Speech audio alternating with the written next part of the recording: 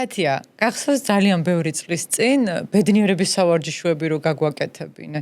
მაშინ დამეთანხმება თაკოც, რომ რაღაცა უცნაური იყო ჩემთვის, რომ რა ბედნიერებას რა სავარჯიშო სჭირდება, თუმცა ერთხელ რომ ამ მორევში შევცურე, დღემდე იქ ვარ დარჩენილი და მინდა გითხრა, რომ ის ჩანაწერები, ის პატარა ბროშურა შენი დღემდე შენახული მაქვს და რაც მაშინ იქ ჩავწერე, მიზნად დავისახე, თითქმის ყველაფერი განვახორციელე და ძალიან მადლიერი ვარ ამ ბედნიერების სავარჯიშოების და თაკოშენ კარგად გემახსოვრება სიტუაცია. კარგად მახსოვს, ისიც მახსოვს პირველად როგორი უცნაური შეგრძნება იყო და როგორ გამიკვირდა ეს რა უნდა გავაკეთოთ თქო.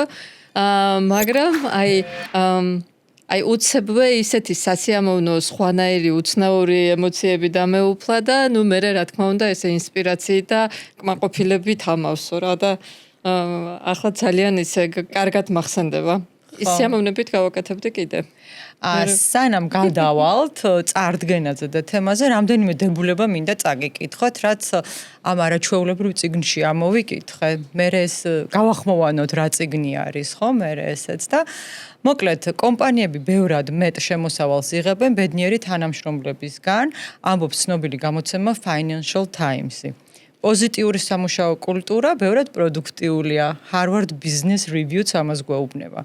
თუ გინდა იყო პროდუქტიული, გახდი ბედნიერი. Forbes-იც ამას ამბობს და ახალი კვლევების მიხედვით ლიდერებისა და აღმასრულებლების 87%, ამერიკაში, იმიტომ რომ ამერიკული კვლევები არის ამ წიგნშიც მოცემული, გვეუბნება, რომ სამუშაო ადგილის კეთილდღეობა და მასზე ზრუნვა ორგანიზაციებს ბევრად უფრო კონკურენტუნარიანს ხდის და აძლევს უპირატესობას. მაშასა, დღეს ჩვენი სტუმარია, ჩვენი საყვარელი მეგობარი, ტრენერი, ფსიქოლოგიის დოქტორი და პოზიტიური ფსიქოლოგი თათია ტურაშვილი და თათიასთან ერთად გვინდა განვიხილოთ ძალიან საინტერესო თემა, რაც შეეხება ჩვენს well-being-ს, კეთილდღეობას ალბათ, ხო, თათია და ამის გარშემო გვინდა რომ ვიტრიალოთ.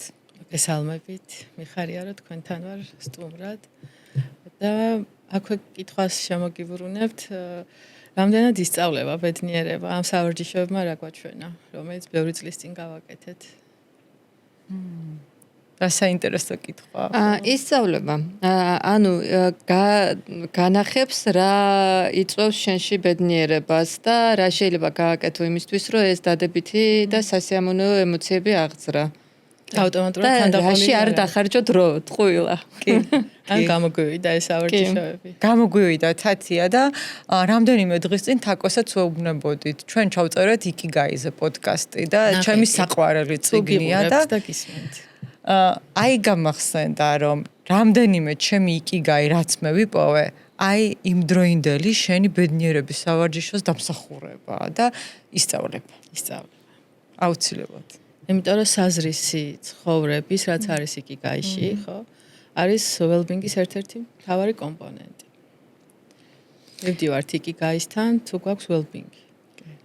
თათია, შენ იყავი პირველი ადამიანი, ვისგანაც გავიგე ეს სიტყვა საერთოდ well-being-ი სამუშაო ადგილზე და კი, მაშინაც ვფიქრობდი, რომ რაღაცებს ვაკეთებდით და ვნერგავდით და ვფიქრობდით, როგორ ყოფილიყავით უფრო კარგად, მაგრამ შენ სხვანაირად დაგვანახე და ძალიან მიხარია, რომ დღეს ამ თემის განსახილველად შენ ხარ ჩვენთან ერთად, იმიტომ რომ ასეთ პროფესიონალურ და სიღრმისეულ აზრებს არ ვიცი კიდე ვისგან მოვისმენ მე პირადად და მით უმეტეს რომ ყოველთვის პოზიტივით მავსებ ხოლმე ყოველთვის.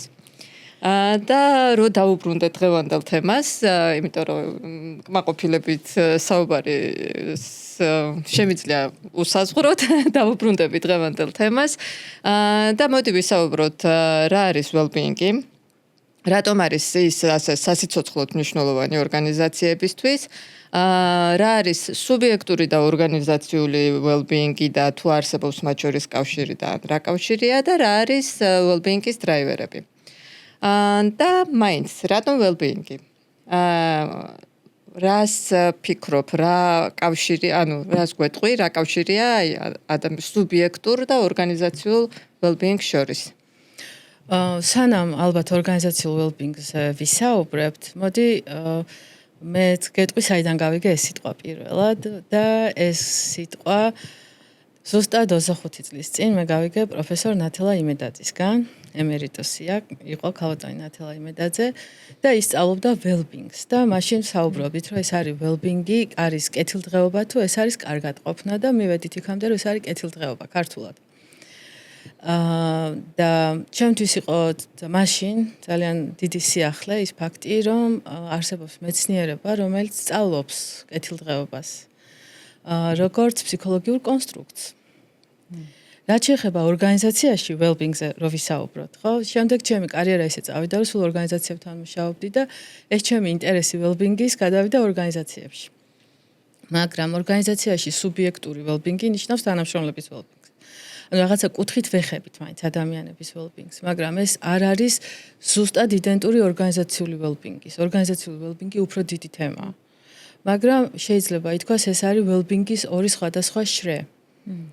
სადაც ორგანიზაციული well-being-ი ახდენს გავლენას, უფრო მოდი ქართული სიტყვას ვიხმარ, კეთილდღეობა, იმიტომ რომ გვაქვს ეს კარგი სიტყვა.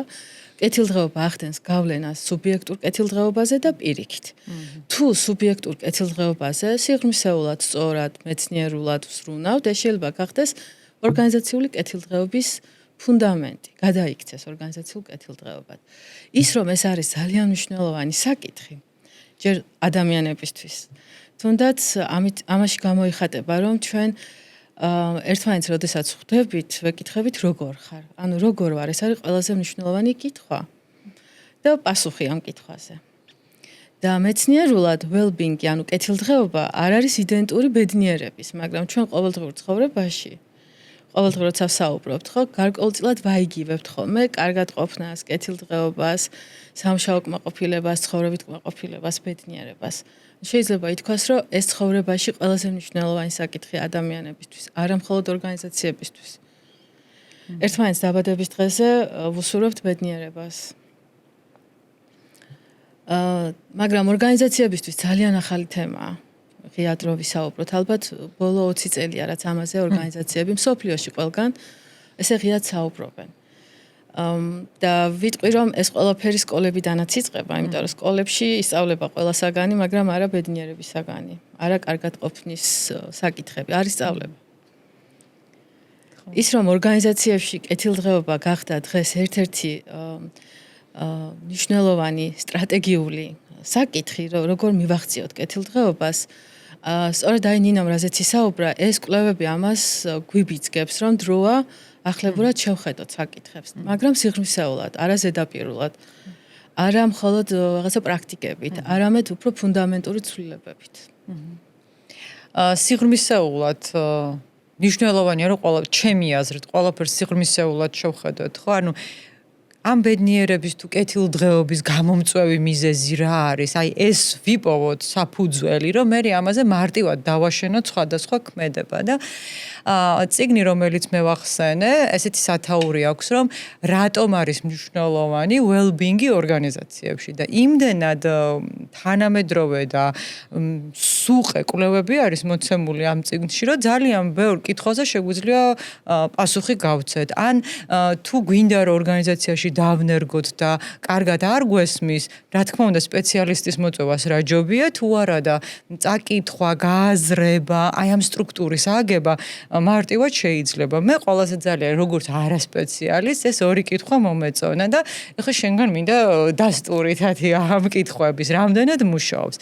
მოკლედ, კეთილდღეობა სამსახურში შეიძლება გავზომოთ ორი მარტივი კითხვით. როგორ ვგრძნობ თავს მე სამსახურში? ეს პირველი კითხვა. კარგად, ცუდად, სტრესის ქვეშ ვარ, მხიარულად ვარ, მოწყენილი ვარ თუ ასე შემდეგ.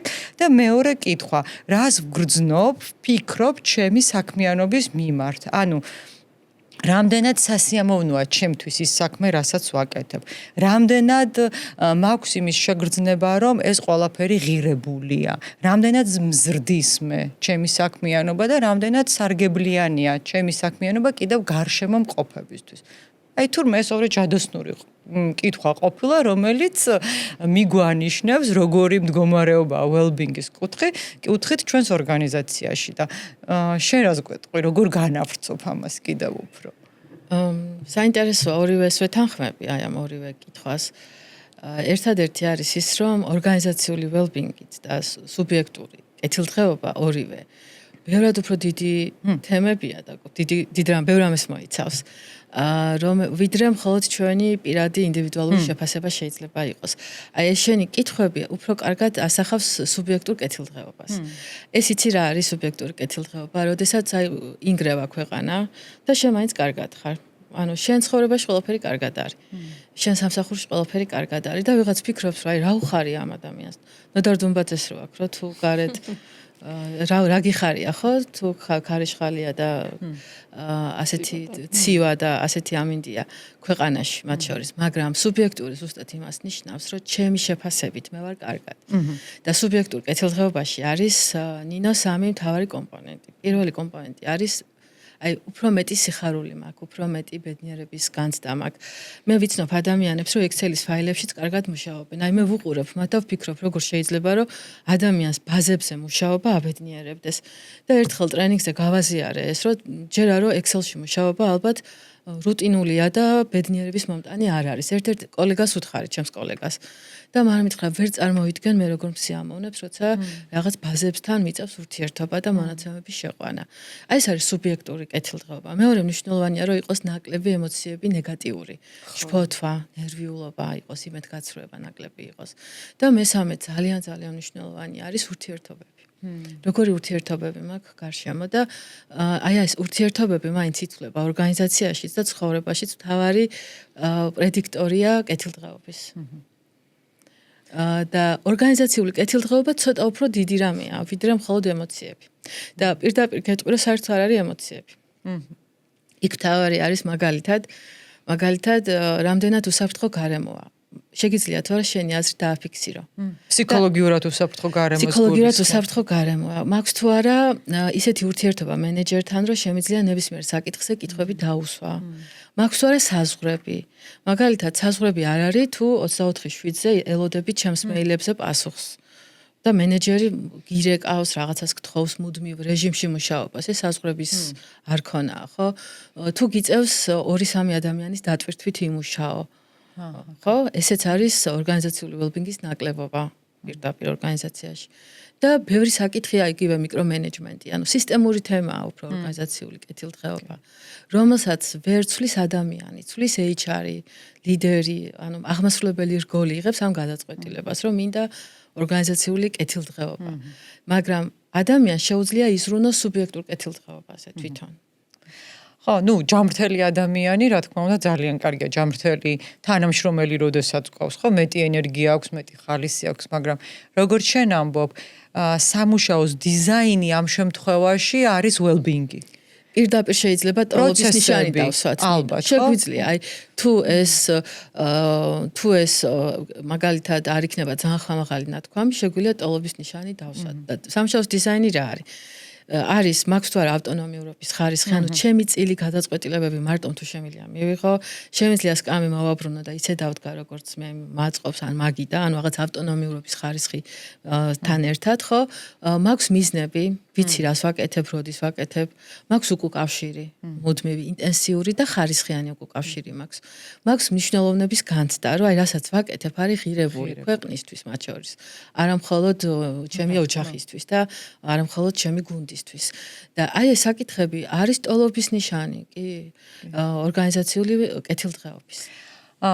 კი, და ახლა თავში მიტრიალებს უკვე ის ორგანიზაცია, სადაც მუშაობს, სადაც მიმუშავია და ეს პროცესები მართლაც უაღრესად მნიშვნელოვანია. როგორ ზომავენ შენს წარმატებას, როგორ რჩევას გაძლევენ, რომ წინ წახვიდე, როგორ იქმნება გარემო, რომ შენ განვითარდეს სამსახურში, შენი საქმე და სამსახურის ღირებულებები და შენი ღირებულებები თანხვედრაში იყოს და ამას შეგვიძლია დავარქვათ ორგანიზაციული მოწყობა, დიზაინი და ასე შემდეგ. და ძალიან საინტერესო სხვათა შორის ისევ ამ წიგნიდან კვლევები ამოვიკითხე well-being-სა და wellness-ის შედარებასთან მიმართებაში. მოკლედ ეს wellness-ის თემა, მოდი პირდაპირ ვთქვა, ძალიან მოდაშია.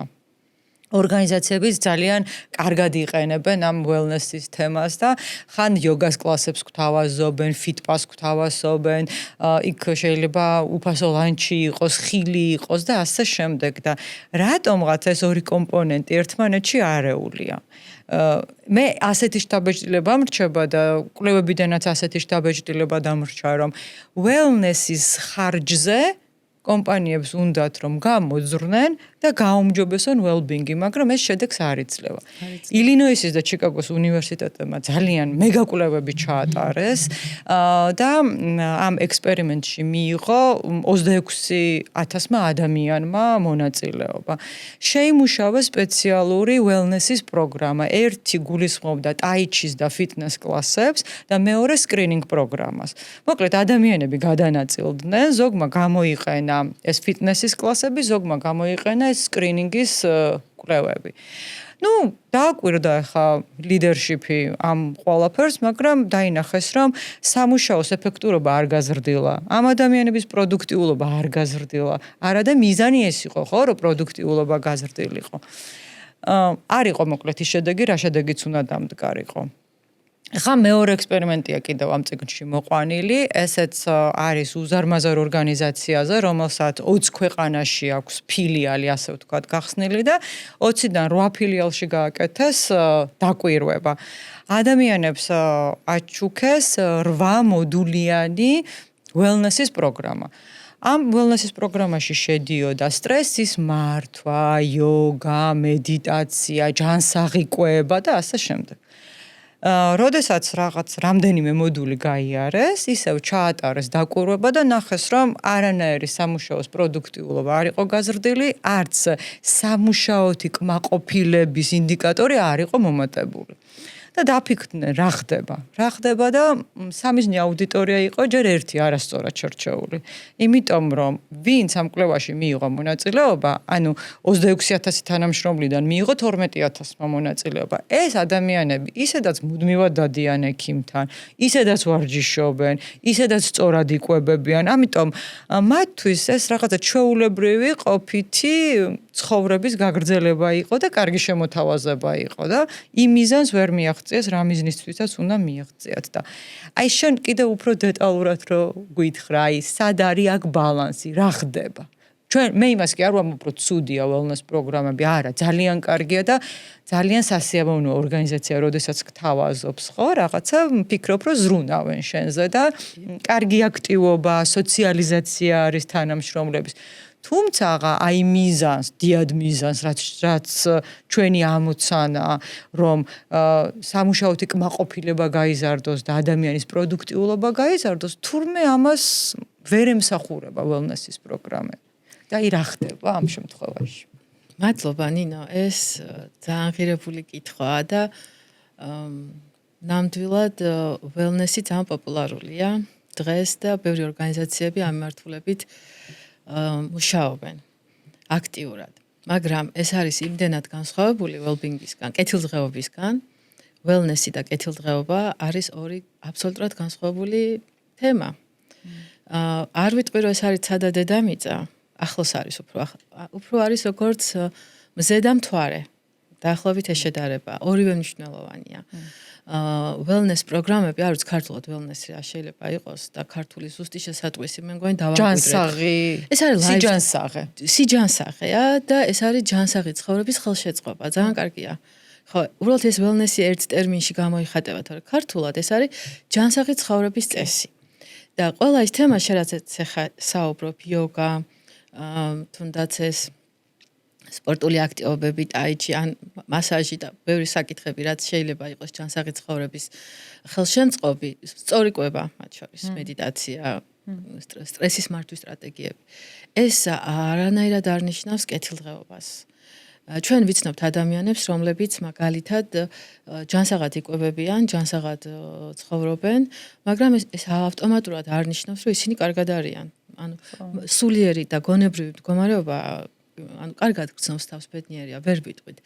მაგრამ შეიძლება ვთქვათ, რომ აი ჯანსაღის ხელში, ჯანსაღი სულია კი უწყობს ეს ყველაფერი ხელს კეთილდღეობას. ეს არის უფრო პრაქტიკები. მაგრამ კეთილდღეობა ეს არის მეცნიერული კონსტრუქტი, რომელიც არის უფრო დიდი ტერმინი. თუ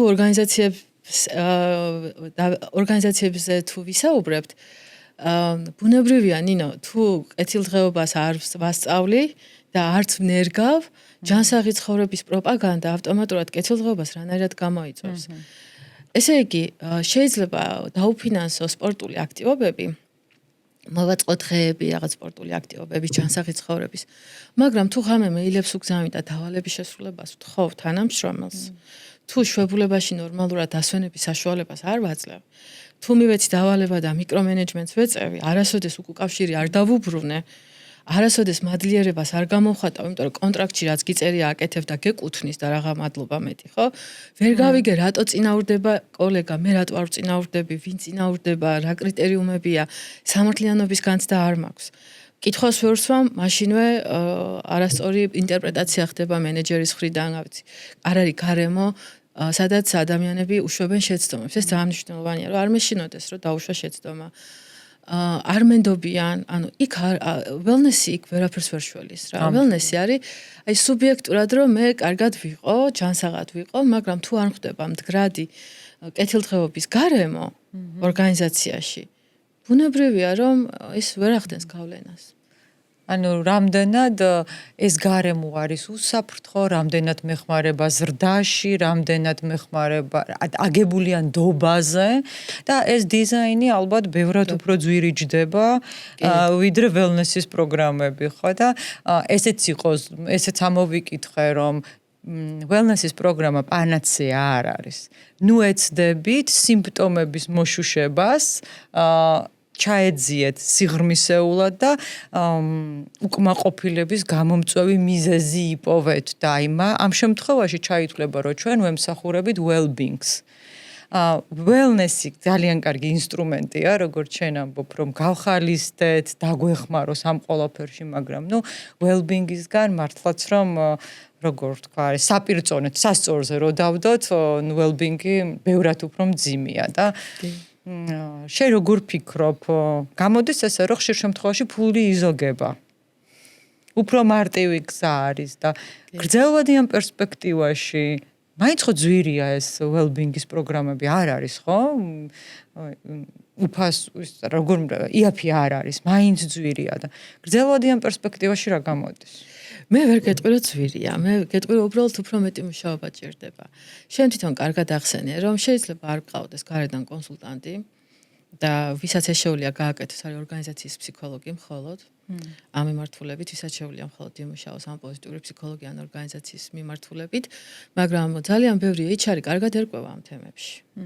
მე ვიცნობ HR-ებს, რომლებმაც კარგად იციან ეს თემა, მაგრამ სიძვირე კი არა, უფრო მეტად ენერგია უნდა დახარჯო, იმიტომ შენ უნდა შეცვალოს სტრუქტურის ცვლილებაა ხანდახან საჭირო, უფრო მეტი გამარტივება პროცესების, მეტი ნდობა, უფრო მეტი საზღვრების დაცვა, დაწესება. შეიძლება არის განაწესი, შრომის შინაგანაწესი, სადაც წერია, რომ სამუშაო საათები არის სამუშაო საათები, მაგრამ შენ თუ იმის იქით კიდევ შაბათიც მუშაობ, კვირადღე მუშაობ, სხვების მაგივრად მუშაობ და ირღვევა ეს შეთანხმებული საზღვრები, აი ამას არ ჭირდება ბიუჯეტი.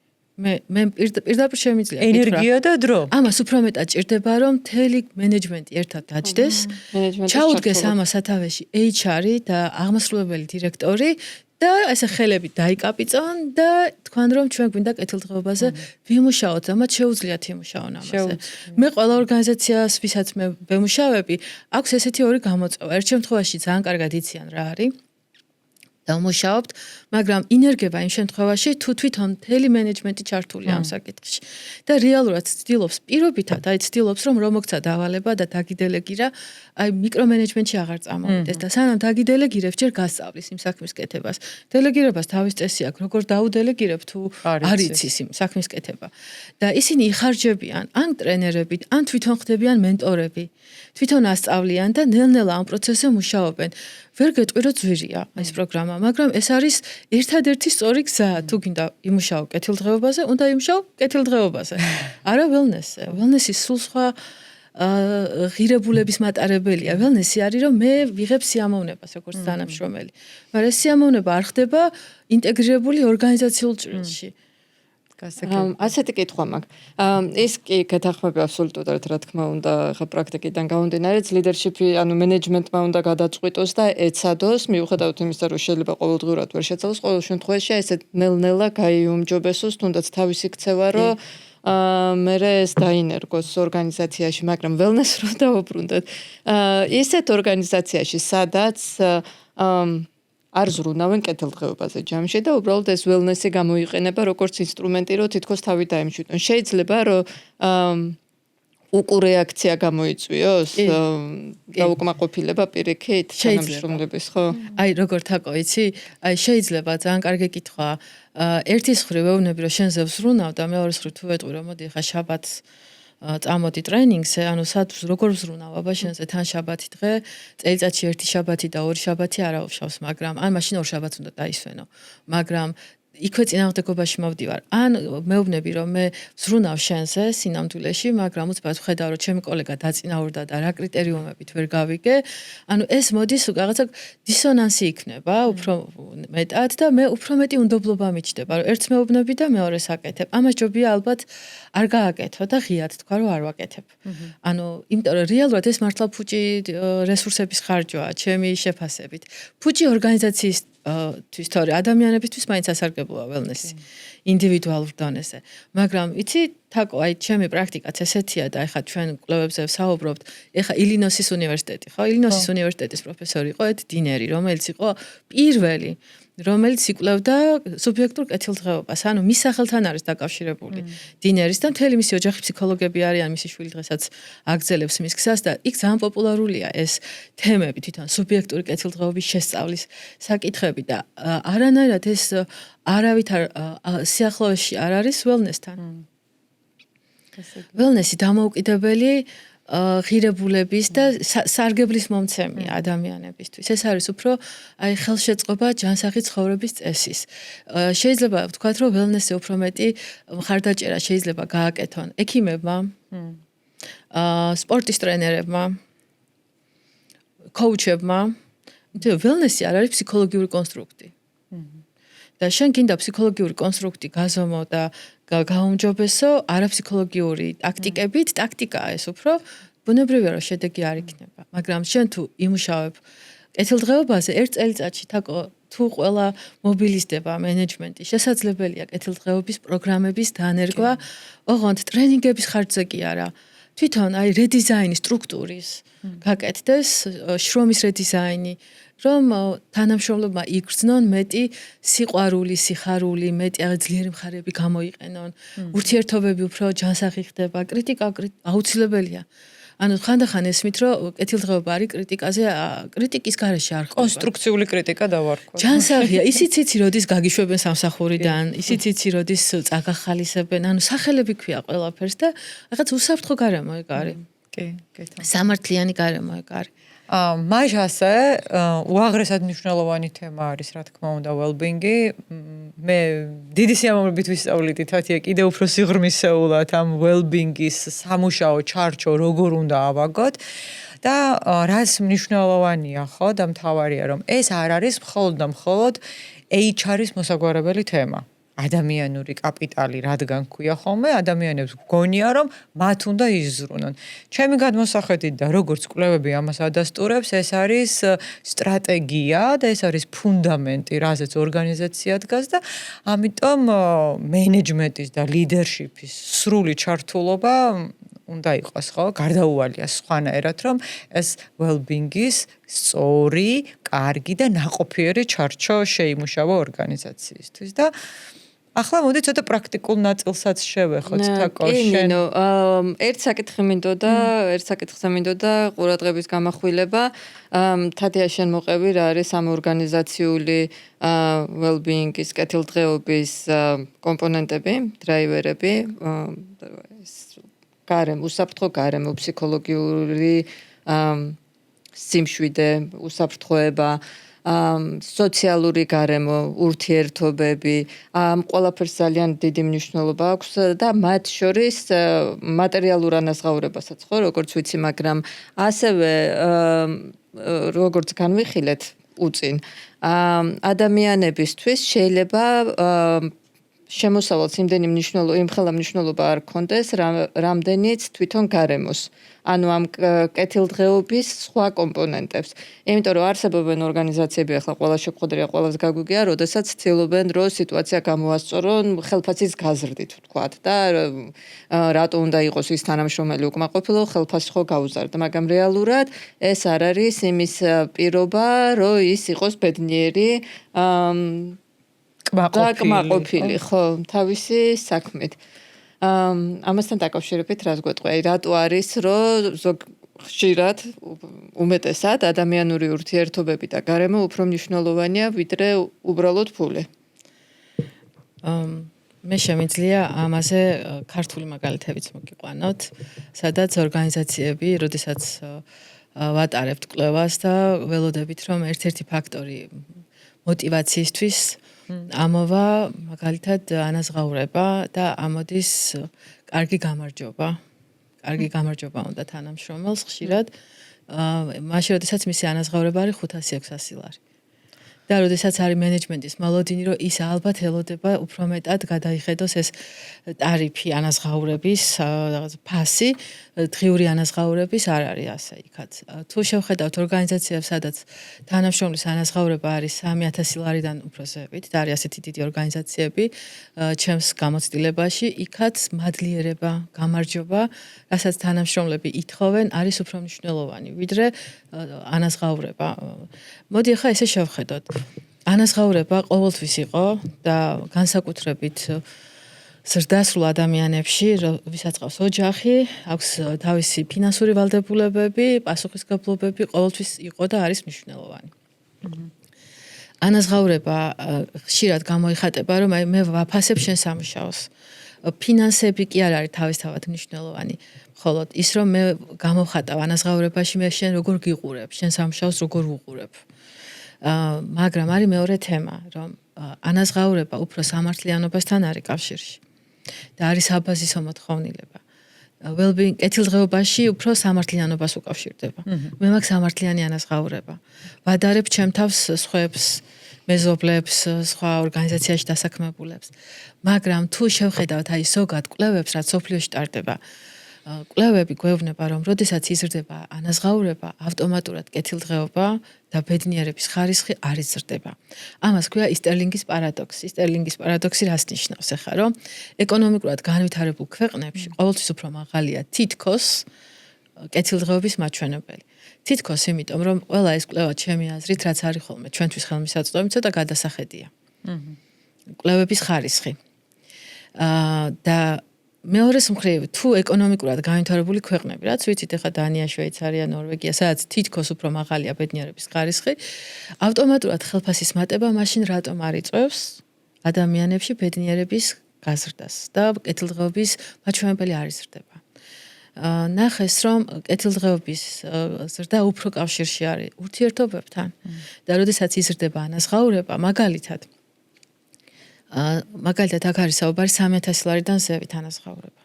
3000 ლარამდე მე გადმომაქ ახლა ქართულ ერთეულში ეს ზოგადი კვლევებში ეს მნიშვნელოვანია ეს ვთქვათ, რომ ბოდიში გაწყვეტინებ, რომ ეს ხელფასი შენს ღირსეულ მდგომარეობას უნდა შეესაბამებოდეს და საბაზისო მოთხოვნილებებს უნდა აკმაყოფილოს. შეუძლებელია, რომ ხელფასი არ იყოს მნიშვნელოვანი იმისთვის, რომ უსაფრთხოდ იცხოვრო. ეხლა ჩვენ სამსახურზე ბევრს იმიტომ საუბრობთ კიდევ ალბათ ერთ-ერთი თემა და კეთილდღეობაზე, რომ ადამიანი დროის ყველაზე დიდ ნაწილს მაინც სამსახურში ატარებს და სამსახურის კეთილდღეობა პირდაპირ ახდენს პირად კეთილდღეობაზე გავლენას. მაგრამ თვითონ აი ანაზღაურება 3000 ლარამდე. ნუ ეხლა შეგვიძლია დოლარში და ევროში გადავაკვანვერტიროთ ეს თანხა. ითვლება, რომ ადამიანის კეთილდღეობაზე ახდენს გავლენას, თუ ეს ნელ-ნელა იზრდება. მაგრამ უფრო ზევით ანაზღაურება იმხელა დატვირთვას გულისხმობს, მაგალითად, დრო აღარ მაქვს ურთიერთობისთვის აღამოს.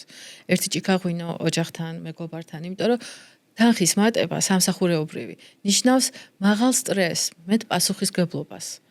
და აღარ მრჩება დრო ურთიერთობისთვის, სოციალიზაციისთვის. აქედან გამომდინარე არ არის ფული, განსაზღვრელი მთავარი კეთილდღეობის და არის კიდე ესეთი მნიშვნელოვანი თემა. ხო იცნობთ ახლა ადამიანებს, რომელსაც აქვს მაღალი ანაზღაურება, აქვს ყველა რეკვიზიტები, სახლი, აგარაკი, ბოლო მარკის ავტომანქანა და თითქოს ყველაფერი.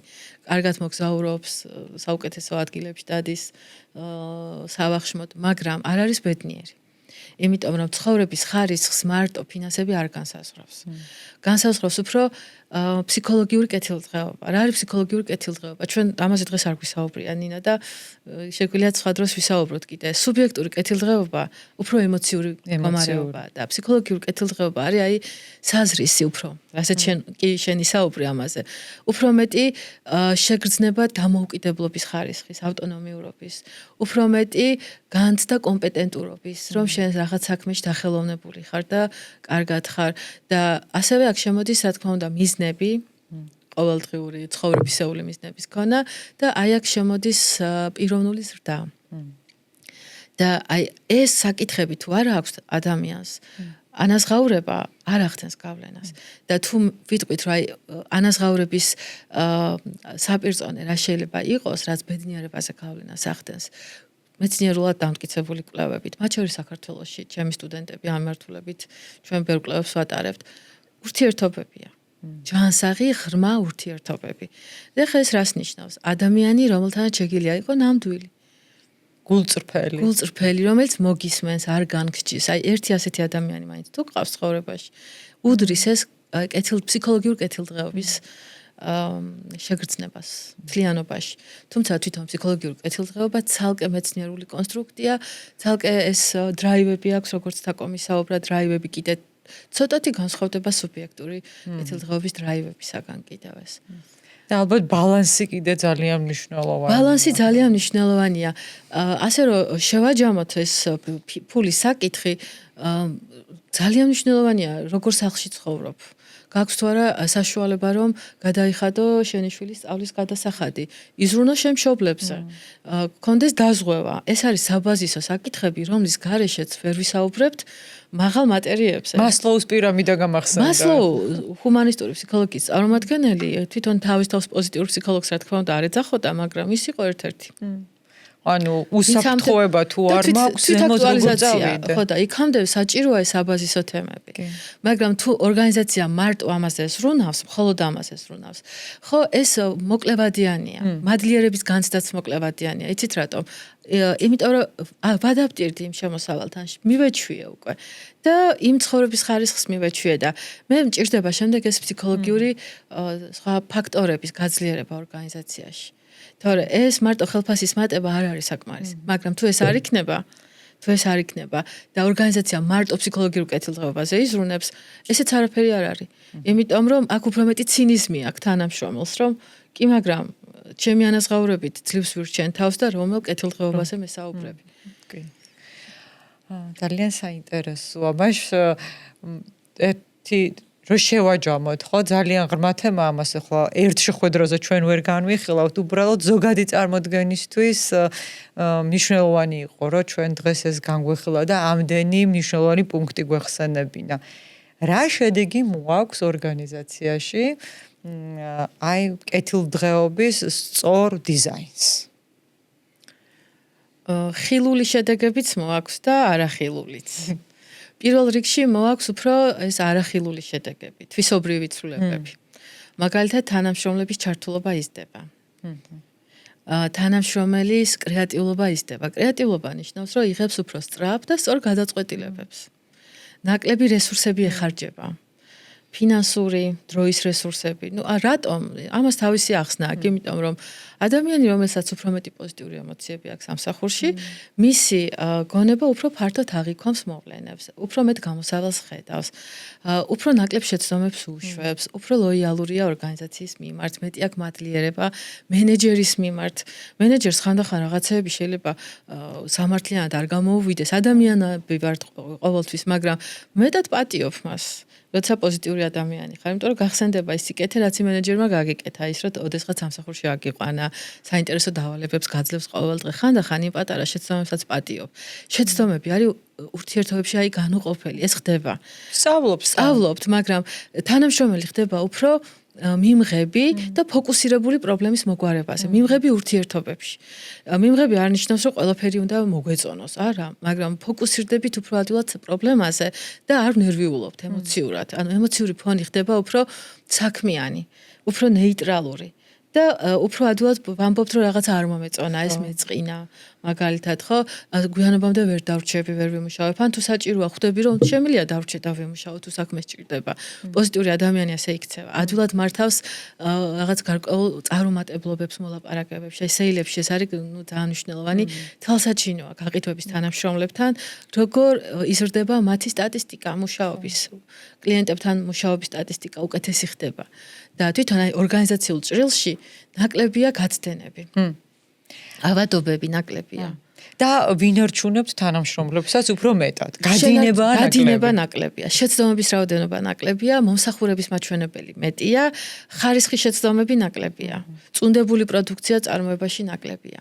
ანუ რესურსების დანაკარგები რომ ნახოთ, ეს თვითონ return of investment მაღალი აქვს საკმაოდ აი ამ პროგრამებს. ოღონდ არა მხოლოდ მე არ საუბრობ მხოლოდ ჩვენ ქართულ რეალობაში. ანუ მე ამას ვუყურებ საქართველოში, იმიტომ რომ ბევრ ორგანიზაციასთან ამ თემაზე ვმუშაობ და კვლევის დონეზეც და პრაქტიკის დონეზეც და აი შერაკლებებსაც საუბრობ, ახლა ეს ყველა კვლევა იგივეს გვეუბნება, რომ პირდაპირ შენ შეგიძლია კეთილდღეობაზე ზრუნვით საკუთარ მოგებაზე იზრუნო. ანუ პირდაპირ ტოლობის ნიშანია. ხო, აი როგორც თავში დავიწყეთ, ხო, რამდენიმე statement-ი თუ დევიზი რო წავიკითხეთ, რომ ბედნიერი თანამშრომელი გვაძლევს იმის საშუალებას, რომ კომპანია იყოს მეტად კონკურენტუნარიანი, პოზიციონირებდეს ბაზარზე და მეტი ფული შემოდიოდეს ჩემო ანგარიშზე. ასეა. და კიდე იცი რას დავამატებდი, ნინო, დღეს დიდ კომპანიებს განსაკუთრებით მოწონთ სოციალური პასუხისმგებლობების ქონა და იღებენ ხოლმე გარკვეულ პასუხისმგებლობებს. და გამოდის, რომ აი ამ პროგრამებზე სრუნვით თანამშრომლების სიცოცხლის ხანგრძლივობაზე ზრუნავ. იმიტომ რომ ადამიანი რომელიც არის კარგად და აქვს ეს კეთილდღეობის განცდა დღის მანძილზე 8-9 საათი სამსახურში ჯანმრთელად გრძნობს თავსის და პირდაპირ აისახება იმუნური სისტემის ფუნქციონირებაზე. ბევრ დაავადებასთან არის ეს პრევენციას აკეთებს დაავადებების მთელი რიგი და შეიძლება ითქვას რომ სიცოცხლის ხარისხზე და ასაკზე. ხანგრძლივობაზე. პასუხისმგებლობა უფრო დიდია ვიდრე მარტო საკუთარი ბიზნეს მოგება. რა თქმა უნდა და აი ხა გამახსენდა ყველა ჩვენი განხილული წიგნი თაკო. იკიგაი იქნებოდა ეს ატომური ჩვევები, flow-ი დავიწყეთ თათია ჩვენი პოდკასტების ჩაწერა ჩემი საყვარლესი წიგნია ძალიან მომწონს და მაშ ასე მოდი ცოტა დასასრულისკენ წავიდეთ და მე თქვენთან მაქვს გოგუებო ერთი კითხვა ჯერ თაკოსთან თაკო შენ მაღალ პოზიციაზე მუშაობის საკმაოდ ხანგრძლივი გამოცდილება გაქვს და ეხლა რომ გადახედო შენს მოღვაწეობას რომელი ერთი ნაბიჯით იამაყებდი რომელმაც მოგცა იმის საშუალება რომ აი well-being-ისთვის ხელი შეგეწყო ასე ჩამჭრელ კითხვებს მისვამს ხოლმე რადგანაც ახლა ამდენი ვისაუბრეთ ამ თემაზე ვფიქრობ, რომ შევძელი შემექმნა ღია გარემო, სადაც თანამშრომლები მეტნაკლებად უსაფრთხოდ გრძნობდნენ თავს. უსაფრთხოდ იმ ფსიქოლოგიური უსაფრთხოების კუთხით გულისხმობ, შეეძლოთ ეთქვათ, აზრი გამოეხატათ, ჩემთან ეკამათათ, გვეჩხუბა რაღაც მნიშვნელოვან საკითხებზე და ვფიქრობ, რომ ეს იყო ერთ-ერთი ძალიან კარგი და საინტერესო მიღწევა. კარგი, მაშინ მე ერთს დავამატებ, ხა ჩვენ ერთად ვმუშაობდით და ძალიან კარგად მახსოვს თაკო, ეს პრინციპი რატომ არ ახსენე? ღია კარი რო გქონდა მუდმივად შენს ოთახს. არასოდეს კარი რო არ იხურებოდა, ეს რის იმანიშნებელი? ახლა რაც ვთქვი, რომ შეეძლოთ მუდმივად გამოეხატათ აზრი. და სულ მიკვირდა, რომ თაკოს არ ყავდა თათია შენს გემახსოვრება მდივანი. მეც უნდა ვთქვა რაღაც თაკოს. ხო, არ ყავდა ეს მდივანი და სულ მიკვირდა რომ მე თქვი რატო არ ყავს, იმიტომ რომ ყველა შერბოდა გამორბოდა, თაკო ეს გჭირდება, ის გჭირდება. მოკლედ, მართლა ღია კარი ქონდა თავიდან ბოლომდე და ერთ მშვენიერ დღეს ვკითხეთ აკოს რომ მე თქვი მდივანი რატო არ ყავს თქო და მაგაზე რესურსის დახარჯვასო მირჩევნია სხვა ბევრ უკეთეს რაღაცაზე დავხარჯე რესურსიო და ეს პასუხი ძალიან კარგად ჩამრჩა და შენი ღიაკარით ძალიან კარგად დამრჩა აკო და მახსოვს ის გარემო რა გარემოშიც ჩვენ მუშაობდით მეც დავამატო შეიძლება თაკოზე მეც თქვა დავამატოთ იმიტომ რომ მეც ქონია ბედნიერება თაკოსთან მე მახსოვს პირველი შეხვედრა თაკოსი და მახსოვს რომ როდესაც როგორც ტრენერი შენთან პირველად მოვედი და მითხეს რა არის თაკო და კარი რო გაიღო და შემოვედი შენთან ფეხზე ადექი და ესე ხელი ჩამომართვი და არა დირექტორული ქცევა იყო რაღაცნაირი ეს დამოკიდებულება შენი გამიღიმე ესე ხელი ჩამომართვი და ძალიან მიხარია რომ ჩვენ გუნდ შემოვერთდი ასეთი ფრაზა მითხარი და მეორე ძალიან დიდი გაკვირვება იყო რომ ტრენინგს დაესწარი და იწერდი რაღაცებს და კი ვფიქრობდი რომ თან თუ მაშინ ეს მე უყვები 10 წლის წინანდელ ამბავს დაახლოებით 10-11 წლის წინანდელი ამბავია და ვფიქრობდი რომ კი მაგრამ ხა ვიცი რომ ეს ყველაფერი იცის მაგრამ მაინც რატო იწერს ანუ როლური მოდელი იყავი მაგალითი იყავი შენი კოლეგებისთვის რომ ტრენინგს ესწრებოდი და თან მათ აჩვენებდი რომ აი შენს შეგიძლია კითხვა დასვა ტრენინგზე შენს იწერ შენს ინიშნავ შენს მიმღები იყავი იმ ცოდნის ან იმ გამოცდილების რასაც იქ ჩვენ ვაზიარებდით ეს იყო ჩემთვის დაუვიწყარი გამოცდილება რაც ბევრ შემთხვევაში ასე არ არის ხოლმე ბევრ ორგანიზაციაში არ აღმიქვამს ესე ძალიან დიდი მადლობა ამ უკავშირისთვის ამ იმისთვის მესიამოვნა ვერ ვიტყვი რომ არა დიდი მადლობა ხო კი და ეს გარემოზეც აისახებოდა ხო ყველა დღე ჩემთვის იყო სიხარული სამსახურში რომ მივდიო და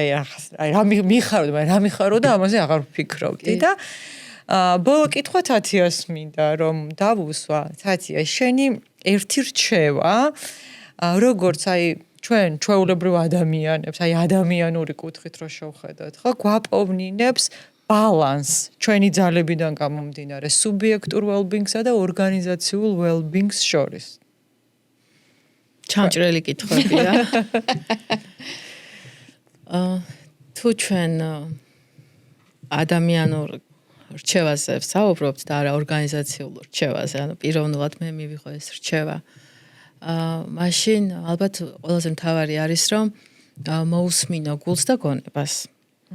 სხვათა შორის მე ალბათ გვექნება ოდესმე კიდევ ჩვენ ამ თემაზე რო ვისაუბროთ ეს სუბიექტური კეთილდღეობის გარდა რაც არის ფსიქოლოგიური კეთილდღეობა და არის ასეთი ტერმინი ევდამონიური ევდამონიური კეთილდღეობა და აი არისტოტელეს ქონდა ეს თემა არისტოტელე თითქოს უფრო ემოციებს აქცევდა ყურადღებას მაგრამ მას როდესაც ეკითხებოდნენ რომ რა არის შენთვის ბედნიერება, ხო, ეს არის გულის და გონების ერთობა.